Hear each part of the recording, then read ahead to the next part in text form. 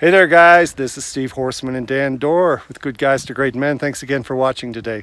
We thought we'd come out here to my backyard and shoot this video. And we've been walking around the forest today and we said, hey, let's make a video. What do you want to talk about? So we decided we're going to talk about trust. Yeah, trust. How can I trust he's not going to throw me off this rock into a gorge behind us? Well, we talked about the fact that trust is something that has a spiritual nature to it.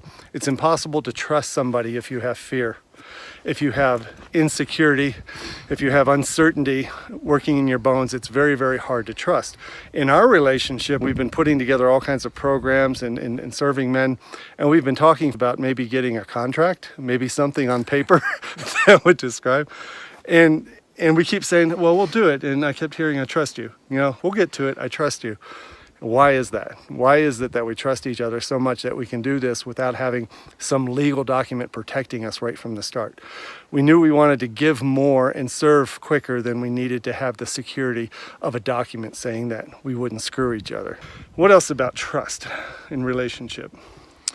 Particularly in relationship, we were talking earlier about trust being something that isn't, you can't have a partial trust. If you have a partial trust, then you're always coming from some kind of need for a particular outcome, or you're concerned about a particular outcome, or not getting a particular outcome. So trust is an on or off switch, you know, and we often talk about trust being something that is earned, but at its foundation, trust has to be something that you choose to give. I love that. So yeah, it's an on or off switch. It's a 1 or a 0 for you techie guys, right?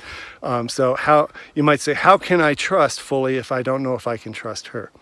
That's a fearful question. That's an insecure question. It's a conditional question that I will only mostly trust somebody if I think they mostly trust me. But what if trust is a place to come from? It's a gift to give. And the only way you can do that is if you don't have an attachment to a certain outcome. That you don't have the neediness, the insecurity, and the fear behind you, wondering that what is the risk behind me trusting someone? I trust your intent. We haven't had a document to describe what we do because I totally trust his intention. I trust that he loves what we do, he loves who we serve, and he loves me, right? There you go, gushy, gushy men talk. and underlying all of that, you know, that question of how can I trust somebody, underlying all of that for us in particular is if we have any issues or if something comes up, then we're completely transparent and open about talking about that. And so there's the basis for trust, is that we bring things up that come up for us. Yeah.